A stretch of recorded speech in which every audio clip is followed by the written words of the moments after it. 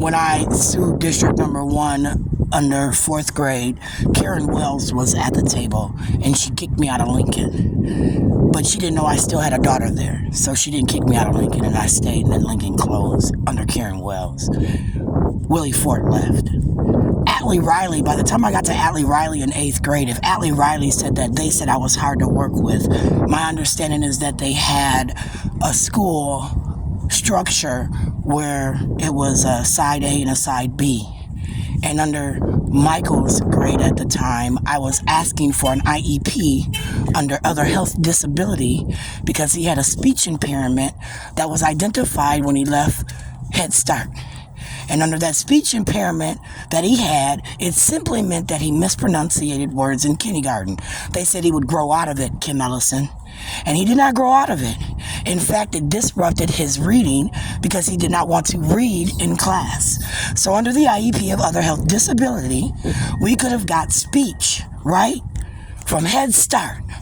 And as we got speech from Head Start, he could have had an EA pull him out at reading time for 15-20 minutes. Instead of reading in a group, he could have been reading with a one-on-one EA from kindergarten. So Atlee, if you said I was hard to work with in 8th grade, when I said now they've been illegally administratively transferring him, with each administrative transfer, it kept him out of school for 10 or more days.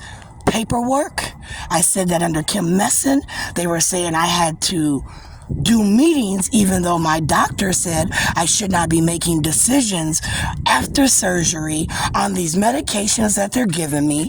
They said that I had to anyways. So I was now writing down that they were violating my rights, right, Atlee? So are you saying I was hard to work with, and at that time I wasn't due compensatory education funds? I said they did an illegal transition at that point. See, each time Amy Jane Goetz told me I had to write a letter for help, I restructured those letters under the IEP differently. I said, get each letter. Let's review those letters, because each time they told me what to write, I wrote something different. And then I said their transition hearing was illegal. They said I was trying to move my son, and I was not. I said I was suing. I said Amy Jane Goetz knew the amount of money that was due me and was illegally trying to make me move my kid to jail where he's at now, Amy. And as my son is in jail, I said it was because Amy wanted to control an IEP education fund due me, Margaret O'Sullivan Kane, dating back to when I met you in 4th grade, 3rd and 4th grade, where I fired Margaret O'Sullivan Kane for being discriminatory. She was supposed to, under the law of her degree, sworn in as an attorney, where I gave her a $75 money order, 1/3 of her demand. Again, to help me, she did not. And then in 8th grade, her partner, Amy Jane Goetz, and Margaret Sullivan Kane began to manipulate the courts through Tony Lung, John R. Thunheim, Michael Davis, Paul Thiessen, Alan Page. And I sent for Sotomayor, right, before Kavanaugh, because I said that I had been suing since kindergarten. And under the kindergarten ideology, they just kept postponing paying me. And as they kept postponing paying me, I come at the district court, where I said they began to manipulate the district judges, Paul Livgard, right? Social Security. I did an Office of Adjudication claim where I wrote that using my knowledge, my computer that I brought from Get In Now, Home Choice, correct?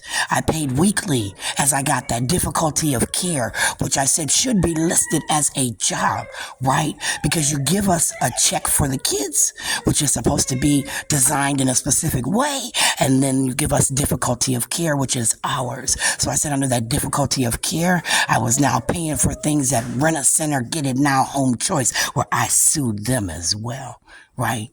As the police came to my door, and I said that if I hadn't paid my bill, take me to court, but I paid the bill, correct?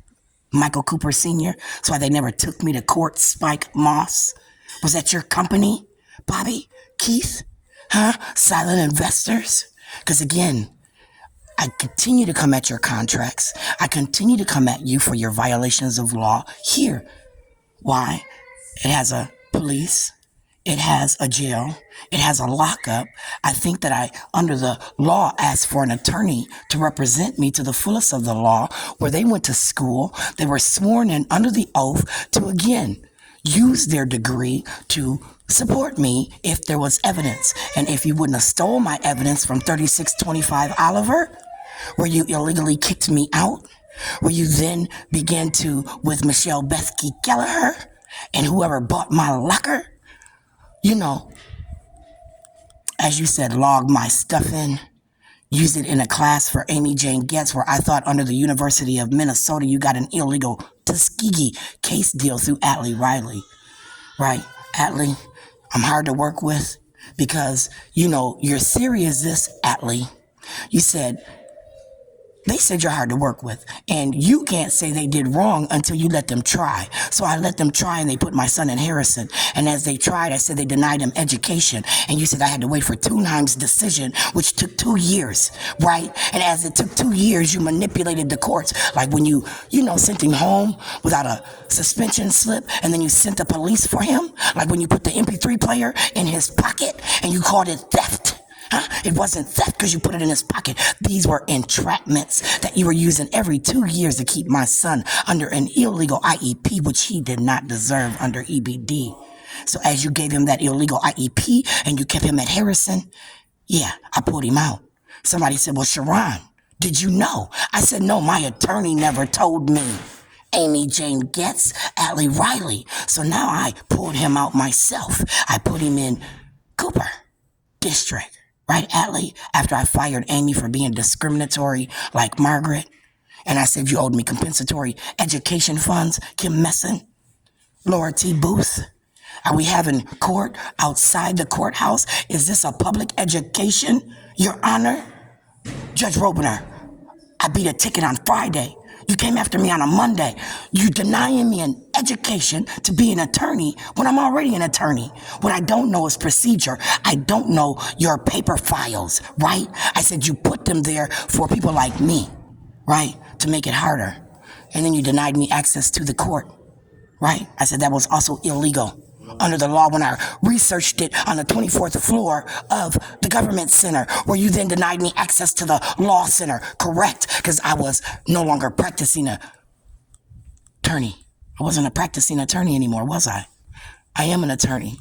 The only thing I don't have is a bar licensure in the state of Minnesota to, go before you judges who manipulate the courtroom, like, file a motion, then present the motion, huh?